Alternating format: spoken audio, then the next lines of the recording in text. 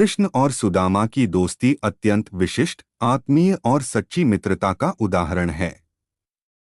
यह दोस्ती न केवल भौतिक दुनिया के संबंधों से परे थी, बल्कि एक गहरी आध्यात्मिक और निस्वार्थ भावना से प्रेरित थी। एक बचपन की दोस्ती। भगवान श्री कृष्ण और सुदामा का परिचय बचपन में हुआ था, जब वे दोनों गोकुल में एक साथ खेले और पढ़े। सुदामा, जो एक ब्राह्मण थे, कृष्ण के परम मित्र थे। दोनों के बीच सच्चे मित्रवत संबंध थे, जो बिना किसी भेदभाव के थे। कृष्ण और सुदामा की दोस्ती में कोई दिखावा नहीं था, और वे एक दूसरे के साथ समय बिताकर खुशी महसूस करते थे।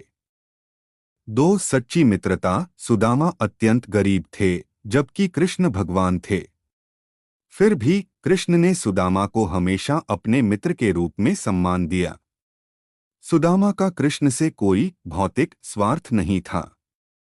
वे केवल कृष्ण के साथ अपने संबंधों के कारण खुश थे। यह मित्रता भौतिक संपत्ति और सुविधाओं से परे थी और निस्वार्थ प्रेम और विश्वास पर आधारित थी।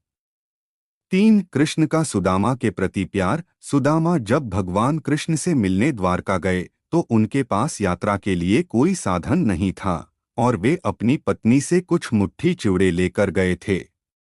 जब वे कृष्ण के पास पहुंचे, कृष्ण ने सुदामा को पहचान लिया और तुरंत उनका आदर करते हुए उन्हें गले से लगा लिया।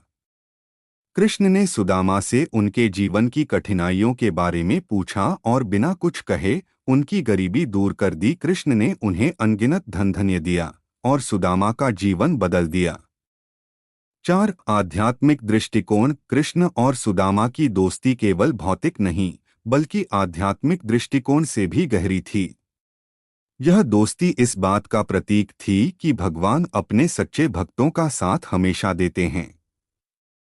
सच्ची मित्रता का अर्थ है एक दूसरे के सुख और दुख में सहभागी होना, और भगवान कृष्ण ने यह सिद्ध कर दिया कि वह अपने मित्र के लिए किसी भी प्रकार की मदद देने के लिए हमेशा तैयार रहते हैं। कुल मिलाकर कृष्ण और सुदामा की दोस्ती न केवल एक अद्भुत और सजीव उदाहरण है, बल्कि यह हमें यह भी सिखाती है कि सच्ची मित्रता का आधार केवल प्रेम, विश्वास और निस्वार्थ भावनाएं होती हैं, न कि भौतिक लाभ।